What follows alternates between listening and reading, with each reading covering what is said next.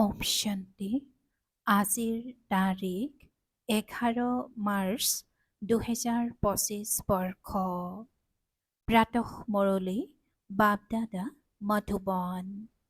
আজিৰ পিতাৰ অমৃতবাণী হৈছে, মৰমৰ সন্তানসকল, পিতা আহিছে তোমালোক সন্তানসকলক সুখ আৰু বিশ্ৰামৰ জগতলৈ লৈ যাবলৈ।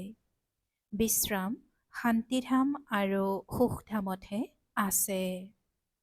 আৰু আজিৰ প্ৰশ্ন, এই যুদ্ধক্ষেত্ৰত মায়াই প্ৰথম আক্ৰমণ কোনটো কথাত কৰে? এই যুদ্ধক্ষেত্ৰত মায়াই প্ৰথম আক্ৰমণ কোনটো কথাত কৰে? পিতাই উত্তৰত কৈছে, নিশ্চয়তাৰ ওপৰত। আগবাঢ়ি গৈ থাকোঁতে নিশ্চয় নোহোৱা কৰি দিয়ে, সেয়েহে পৰাজিত হৈ যায়। যদি দৃঢ় নিশ্চয় থাকে যে যিজন পিতা সকলোৰে দুখ হৰণ কৰি সুখ দিওঁতা হয়, তেওঁৱেই আমাক শ্ৰীমত দি আছে। আদি মধ্য অন্তৰ জ্ঞান শুনাই আছে, তেতিয়া কেতিয়াও মায়াৰ হাতত পৰাজিত হ'ব নোৱাৰে। আৰু আজিৰ গীত ইজ পাপ কি দুনিয়া আছে, অৰ্থাৎ এই পাপৰ জগতৰ পৰা। ওম শান্তি। অন্য ক'ৰবালৈ লৈ বলা, এনেকৈ কাক কয়? তেওঁ কেনেকৈ লৈ যায়, সেয়া এইখন জগতত কোনেও নাজানে। তোমালোক ব্ৰাহ্মণ কুলভূষণসকলে পুৰুষাৰ্থৰ ক্ৰমানুসৰি জানা। তোমালোক সন্তানসকলে জানা যে এই শৰীৰত যিজনে প্ৰৱেশ কৰিছে, যিজনে আমাক নিজৰ আৰু ৰচনাৰ আদি মধ্য অন্তৰ জ্ঞান শুনাই আছে, তেওঁ সকলোৰে দুখ হৰণ কৰি সকলোকে সুখদায়ী কৰি আছে। এয়া কোনো নতুন কথা নহয়। পিতা কল্পই কল্পই আহে সকলোকে শ্ৰীমত দি আছে। সন্তানসকলে জানে পিতাও সেইজনেই, আমিও সেই সকলেই। তোমালোক সন্তানসকলৰ এইটো নিশ্চয়তা থকা উচিত। পিতাই আজি কৈছে যে তোমালোক সন্তানসকলে জানা যে এই শৰীৰত যিজনে প্ৰৱেশ কৰিছে, যিজনে আমাক নিজৰ আৰু ৰচনাৰ আদি মধ্য অন্তৰ জ্ঞান শুনাই আছে, তেওঁ সকলোৰে দুখ হৰণ কৰি সকলোকে সুখদায়ী কৰি আছে। এয়া কোনো নতুন কথা নহয়। পিতা কল্পই কল্পই আহে আৰু সকলোকে শ্ৰীমত দি আছে। সন্তানসকলে জানে পিতাও সেইজনেই, আমিও সেই সকলেই। তোমালোক সন্তানসকলৰ এইটো নিশ্চয়তা থকা উচিত।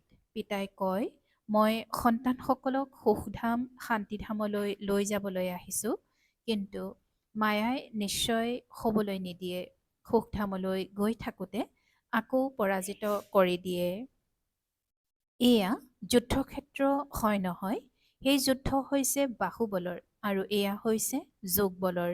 যোগবল অতি প্ৰসিদ্ধ, সেয়েহে সকলোৱে যোগ যোগ বুলি কৈ থাকে। তোমালোকে এই যোগ এবাৰেই শিকা, বাকী তেওঁলোকে অনেক প্ৰকাৰৰ সৎযোগ শিকায়। এয়া তোমালোকে নাজানে। এয়া পিতাই কৈছে যে তোমালোকে এই যোগ এবাৰেই শিকা, বাকী তেওঁলোকে, পিতাই কৈছে যে বাকী তেওঁলোকে অৰ্থাৎ মনুষ্যই অনেক প্ৰকাৰৰ সৎযোগ শিকায়। এয়া তেওঁলোকে নাজানে যে পিতা কেনেকৈ আহি যোগ শিকায়। তেওঁলোকেতো প্ৰাচীন যোগ শিকাব নোৱাৰে।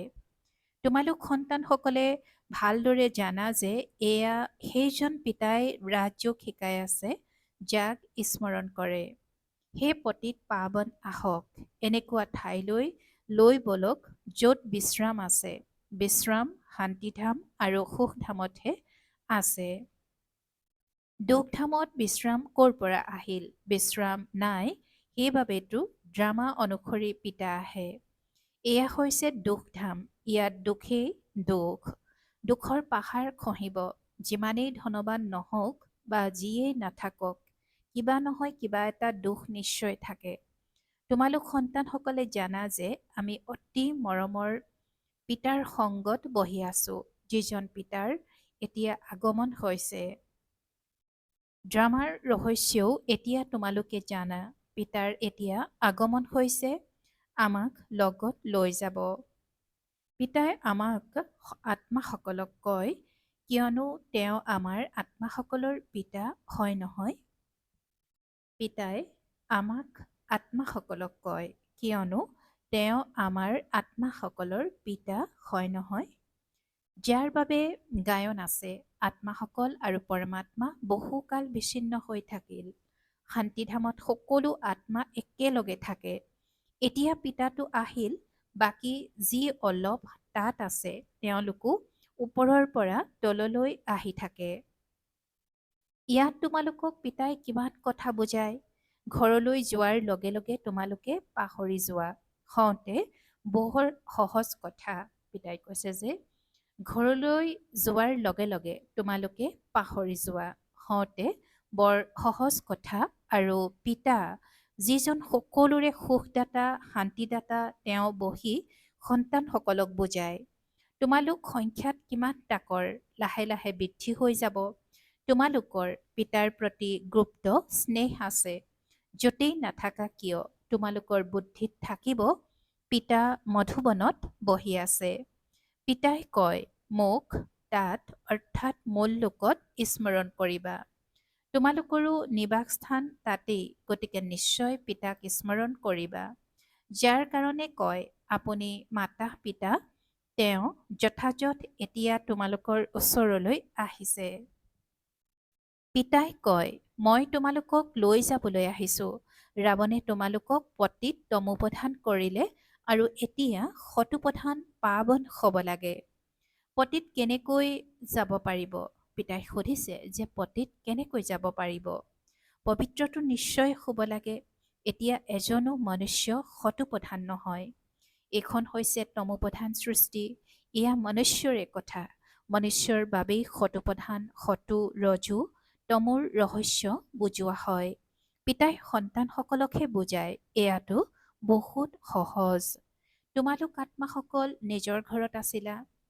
তাততো সকলো পাৱন আত্মা থাকে, অপবিত্ৰতো থাকিব নোৱাৰে। সেইখনৰ নামেই হৈছে মুক্তিধাম।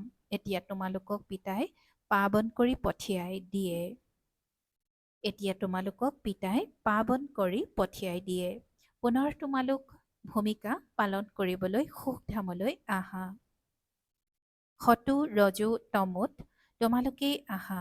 আহ্বানো জনাই, বাবা আমাক তালৈ লৈ বলক, য'ত বিশ্ৰাম আছে।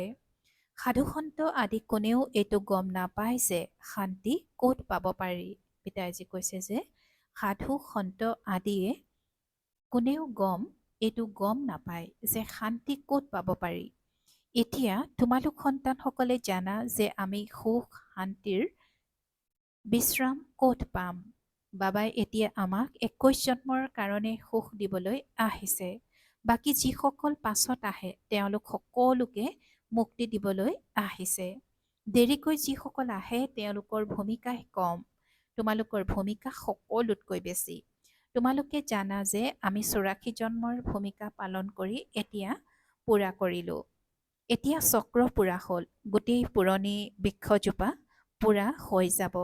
এতিয়া তোমালোকৰ এই গুপ্ত চৰকাৰে দৈবী বৃক্ষৰ পুলি ৰোপণ কৰি আছে। তেওঁলোকেতো জংঘলী বৃক্ষৰ পুলি ৰোপণ কৰি থাকে। ইয়াত পিতাই কাঁইটৰ পৰা পৰিৱৰ্তন কৰি দৈবী ফুলৰ বৃক্ষ ৰোপণ কৰি আছে। সেয়াও চৰকাৰ, এয়াও গুপ্ত চৰকাৰ। সেইখন চৰকাৰে কি কৰে আৰু এইখন চৰকাৰে কি কৰে? পাৰ্থক্য চোৱা কিমান। তেওঁলোকে একোৱেই বুজি নাপায়। বৃক্ষৰ পুলি ৰোপণ কৰি থাকে। সেই জংঘলী বৃক্ষটো অনেক প্ৰকাৰৰ আছে। কোনোবাই কিবা, কোনোবাই আন কিবা বৃক্ষৰ পুলি ৰোপণ কৰে। এতিয়া তোমালোক সন্তানসকলক পিতাই পুনৰ দেৱতা কৰি গঢ়ি আছে। তোমালোক শতুপ্ৰধান দেৱতা আছিলা, আকৌ 84 চক্ৰ পৰিক্ৰমা কৰি তমোপ্ৰধান হলা। কোনোবা সদায় শতুপ্ৰধান হৈ থাকিব, এয়া হ'ব নোৱাৰে। প্ৰতিটো বস্তুৱেই নতুনৰ পৰা পুৰণা হয়। তোমালোক 84 কেৰেট সোণ আছিলা, এতিয়া 9 কেৰেট সোণৰ অলংকাৰ হৈ গলা। পুনৰ 84 কেৰেট হ'ব লাগে। আত্মাসকল এনেকুৱা হৈ গৈছে নহয়, যেনেকুৱা সোণ তেনেকুৱাই অলংকাৰ হয়। এতিয়া সকলো কলা শ্যামবৰণীয়া হৈ গৈছে। সন্মান ৰাখিবৰ বাবে কলা বুলি নকৈ শ্যামবৰণীয়া বুলি কৈ দিয়ে। আত্মা শতপ্ৰধান পবিত্ৰ আছিল, আকৌ কিমান খাট পৰি গ'ল। বিকাৰ ৰূপী মামৰ লাগি গ'ল। এতিয়া পুনৰ পবিত্ৰ হোৱাৰ বাবে বাবাই যুক্তিও শুনায়। এয়া হৈছে পিতাই কৈছে যে এতিয়া পুনৰ পবিত্ৰ হোৱাৰ বাবে বাবাই যুক্তিও শুনায়। এয়া হৈছে যোগ অগ্নি, ইয়াৰ দ্বাৰাই তোমালোকৰ খাদ আঁতৰিব। পিতাই কৈছে যে যোগ অগ্নিৰ দ্বাৰাই তোমালোকৰ খাদ আঁতৰিব। পিতাক স্মৰণ কৰিব লাগে। পিতাই নিজেই কয়, মোক এনেকৈ স্মৰণ কৰা, মোক এনেকৈ স্মৰণ কৰা। পতিত পাৱন মই হওঁ। তোমালোকক অনেকবাৰ মই পতিতৰ পৰা পাৱন কৰিছোঁ। এয়াও প্ৰথমে তোমালোকে জনা নাছিলা, এতিয়া তোমালোকে বুজিছা। আজি আমি পতিত, কাইলৈ পুনৰ পবিত্ৰ হ'ম। তেওঁলোকেতো কল্পৰ আয়ুস লাখ লাখ বছৰ বুলি লিখি মনুষ্যক ঘোৰ অন্ধকাৰত লৈ গৈছে। পিতা আহি সকলো কথা যথাৰীতি বুজায়। তোমালোক সন্তানসকলে জানা যে আমাক কোনে পঢ়ায়, জ্ঞানৰ সাগৰ পতিত পাৱন পিতা, যিজন সকলোৰে সদ্গতিদাতা। তোমালোক সন্তানসকলে জানা যে আমাক কোনে পঢ়ায়, জ্ঞানৰ সাগৰ পতিত পাৱন পিতা, যিজন সকলোৰে সদ্গতিদাতা। মনুষ্যই ভক্তিমাৰ্গত কিমান মহিমা কৰে, কিন্তু তাৰ অৰ্থ একোৱেই নাজানে। স্তুতি কৰে, কিন্তু সকলো সানমিহলি কৰি দিয়ে। স্তুতি কৰে, কিন্তু সকলো সানমিহলি কৰি কৰে। যেন সকলো মিহলাই অতি মিঠা কৰি পেলাই, যিয়ে যি শিকালে তাকেই মুখস্থ কৰি ল'লে। এতিয়া পিতাই কয়, যে কিছু শিকিলা সেয়া সকলো কথা পাহৰি যোৱা। জীৱনতে মোৰ হৈ যোৱা। গৃহস্থালীত থাকিও যুক্তিৰে চলিব লাগে। এজন পিতাকেই স্মৰণ কৰিব লাগে। তেওঁলোকৰতো হৈছেই সৎযোগ। তোমালোক হৈছা ৰাজযোগী। ঘৰত থকা সকলকো এনেকুৱা শিক্ষা দিব লাগে। পিতাই কৈছে যে তোমালোক হৈছা ৰাজযোগী। ঘৰত থকা সকলকো এনেকুৱা শিক্ষা দিব লাগে, তোমালোকৰ চলন দেখি যাতে সেয়া অনুকৰণ কৰে। কেতিয়াও পৰস্পৰ হাই কাজিয়া কৰিব নালাগে। যদি হাই কাজিয়া কৰা তেন্তে আনে কি বুজিব? এওঁলোকৰতো বহুত ক্ৰোধ আছে। তোমালোকৰ যাতে কোনো বিকাৰ নাথাকে। মনুষ্যৰ বুদ্ধি ভ্ৰষ্ট কৰোঁতা হৈছে চিনেমা।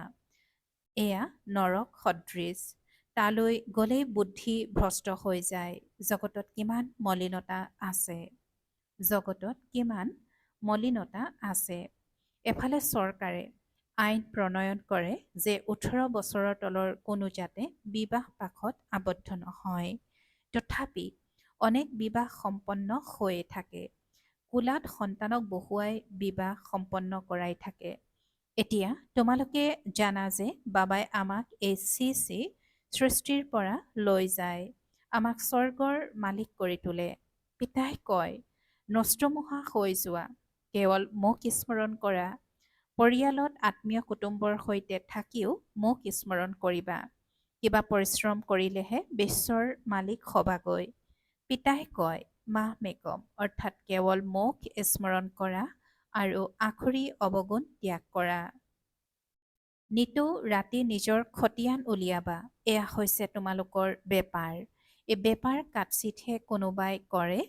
1 ছেকেণ্ডত ভিকহুৰ পৰা মুকুটধাৰী কৰি দিয়ে। এয়া যাদু নহ'ল জানো? এনেকুৱা যাদুকৰৰ হাতত ধৰি ল'ব লাগে, যিয়ে আমাক যোগবলৰ দ্বাৰা পতিতৰ পৰা পাৱন কৰি তোলে। অন্য কোনেও পাৱন কৰি তুলিব নোৱাৰে। গংগা জলেৰে কোনেও পবিত্ৰ হ'ব নোৱাৰে। তোমালোক সন্তানসকলৰ এতিয়া কিমান জ্ঞান আছে। তোমালোকৰ আন্তৰিক আনন্দ থকা উচিত। বাবাৰ পুনৰ আগমন হৈছে। দেৱীসকলৰো কিমান চিত্ৰ আদি অংকন কৰে। তেওঁলোকক অস্ত্ৰ দি ভয়ংকৰ কৰি দিয়ে। ব্ৰহ্মাৰো কিমান ভুজা দি দিয়ে। এতিয়া তোমালোকে বুজি পোৱা যে ব্ৰহ্মাৰ ভুজাটো লাখৰ ঘৰত হ'ব। ইমানবিলাক ব্ৰহ্মা কুমাৰী এই বাবাৰ দ্বাৰাই উৎপত্তি হ'ল নহয়। সেয়েহে প্ৰজাপিতা ব্ৰহ্মাৰ ইমানবোৰ ভুজা দেখুৱায়। এতিয়া তোমালোক হৈছা জ্ঞানী যোগী।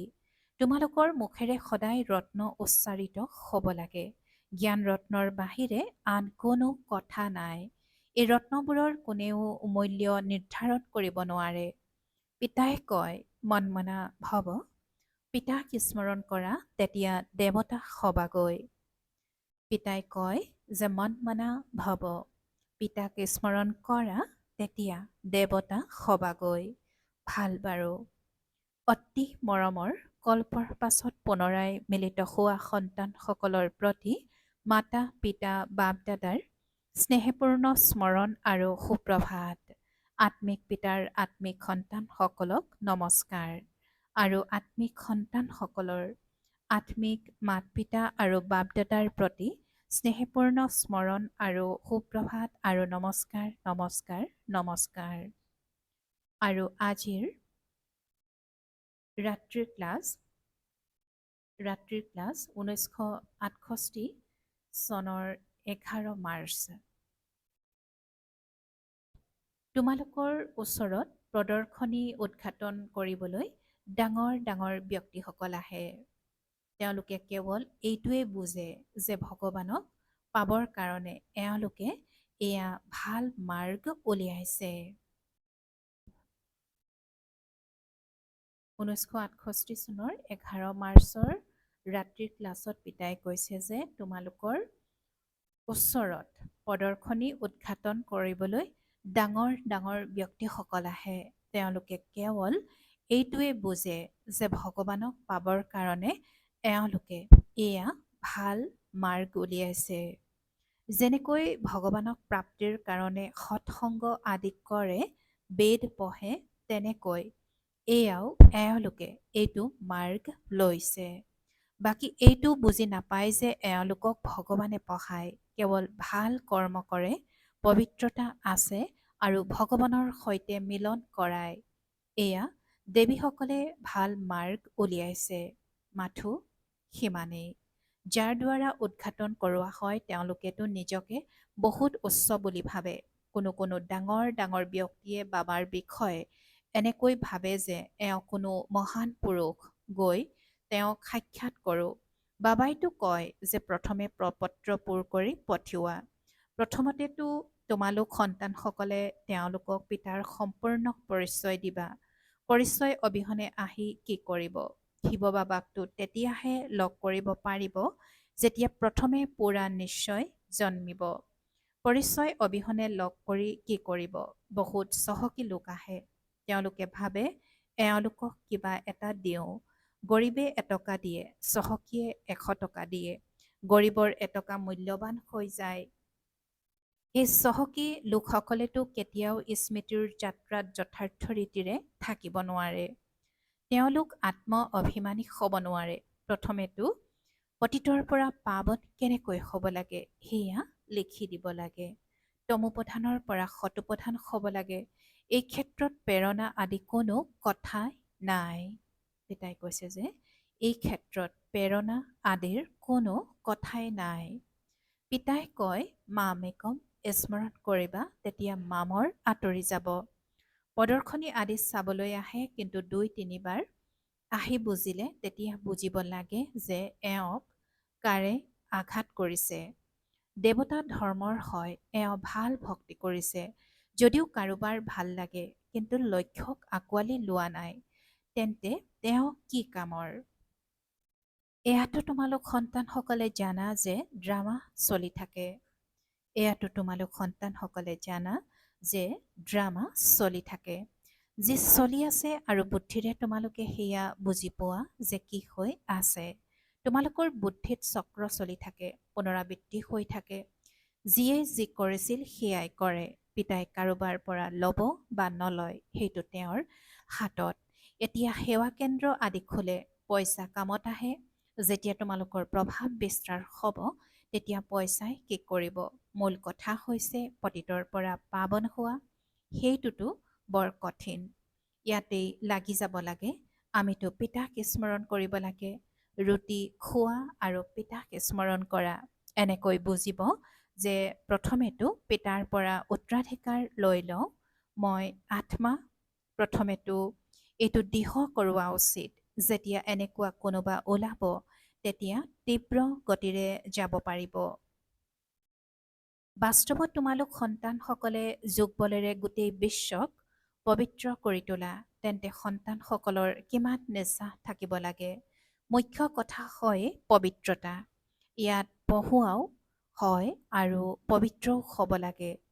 ইয়াত পঢ়ুৱাও হয় আৰু পবিত্ৰও হ'ব লাগে। স্বচ্ছ হৈও থাকিব লাগে। অন্য কোনো কথা স্মৃতিত থাকিব নালাগে। সন্তানসকলক বুজোৱা হয় অশৰীৰিক হোৱা। ইয়ালৈ তোমালোক ভূমিকা পালন কৰিবলৈ আহিছা। প্ৰত্যেকে নিজৰ নিজৰ ভূমিকা পালন কৰিবই লাগে। এই জ্ঞান বুদ্ধিত থাকিব লাগে। চিৰিৰ চিত্ৰৰ ওপৰতো তোমালোকে বুজাব পাৰা। ৰাৱণ ৰাজ্য হয় পতিত, ৰাম ৰাজ্য হৈছে পাৱন।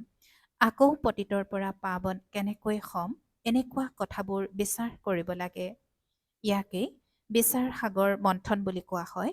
৮৪ চক্ৰ স্মৃতিত আহিব লাগে। পিতাই কৈছে মোক স্মৰণ কৰা, এয়া হৈছে আত্মিক যাত্ৰা। পিতাই কৈছে মোক স্মৰণ কৰা, এয়া হৈছে আত্মিক যাত্ৰা। পিতাৰ স্মৃতিৰেই বিকৰ্ম বিনাশ হয়। সেই পাৰ্থিৱ যাত্ৰাৰ দ্বাৰা আৰু বেছিহে বিকৰ্ম হয়। কোৱা এয়া হৈছে তাবিজ। ইয়াক বুজিলে সকলো দুখ দূৰ হৈ যাব।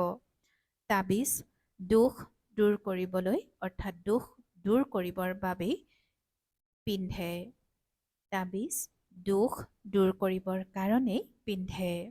বাৰু, অতি মৰমৰ কল্পৰ পাছত পুনৰাই মিলিত হোৱা সন্তানসকলৰ প্ৰতি মাতা পিতা বাপ দাদাৰ স্নেহপূৰ্ণ স্মৰণ আৰু শুভৰাত্ৰি। আৰু আত্মিক সন্তানসকলৰো আত্মিক মাত পিতা আৰু বাপ দাদাৰ প্ৰতি স্নেহপূৰ্ণ স্মৰণ আৰু শুভৰাত্ৰি। ধাৰণাৰ বাবে মুখ্য সাৰ।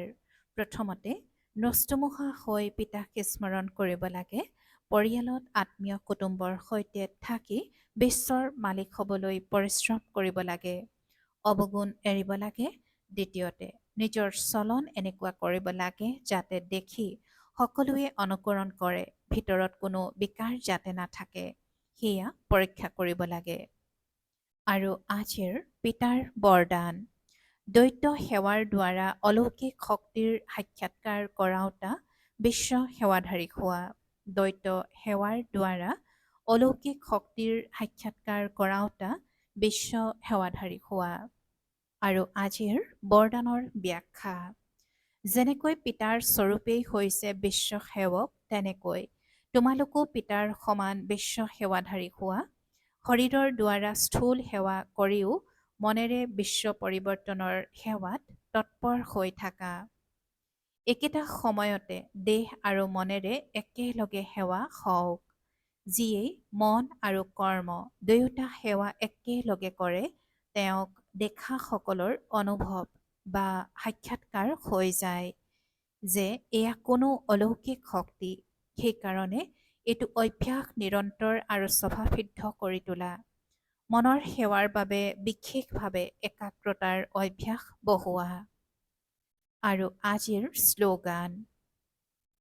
সকলোৰে প্ৰতি গুণগ্ৰাহক হোৱা, কিন্তু অনুসৰণ পিতা ব্ৰহ্মাক কৰা। সকলোৰে প্ৰতি গুণগ্ৰাহক হোৱা, কিন্তু অনুসৰণ পিতা ব্ৰহ্মাক কৰা। ওম শান্তি। আৰু আজিৰ অব্যক্ত সংকেত। সত্যতা আৰু সভ্যতাৰূপী সংস্কৃতি ধাৰণ কৰিবলৈ আজিৰ অব্যক্ত সংকেত। এতিয়া স্বচ্ছতা আৰু নিৰ্ভয়তাৰ আধাৰত সত্যতাৰ দ্বাৰা প্ৰত্যক্ষতা কৰা। মুখেৰে উচ্চাৰিত সত্যতাৰ কৰ্তৃত্বপূৰ্ণ বাণীয়ে শ্ৰোত পিতাৰ প্ৰত্যক্ষতা কৰিব। এতিয়া পৰমাত্ম বোমাৰ অৰ্থাৎ সত্য জ্ঞানৰ দ্বাৰা ধৰণীক পৰিৱৰ্তন কৰা। বাক্যকেইটাই কৈছে যে মুখেৰে উচ্চাৰিত সত্যতাৰ কৰ্তৃত্বপূৰ্ণ বাণীয়ে স্ৰোতঃ পিতাৰ প্ৰত্যক্ষতা কৰিব। এতিয়া পৰমাত্ম বোমাৰ অৰ্থাৎ সত্য জ্ঞানৰ দ্বাৰা ধৰণী পৰিৱৰ্তন কৰা। ইয়াৰ সহজ সাধন হৈছে সদায় মুখত বা সংকল্পত নিৰন্তৰ মালাৰ সমান পৰমাত্ম স্মৃতি থাকক।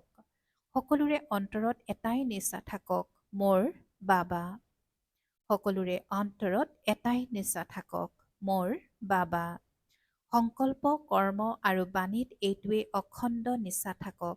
এয়াই অজপাজপ হওক। যেতিয়া এই অজপাজপ হৈ যাব, তেতিয়া অন্য সকলো কথা স্ৰোতঃ সমাপ্ত হৈ যাব। ওম শান্তি।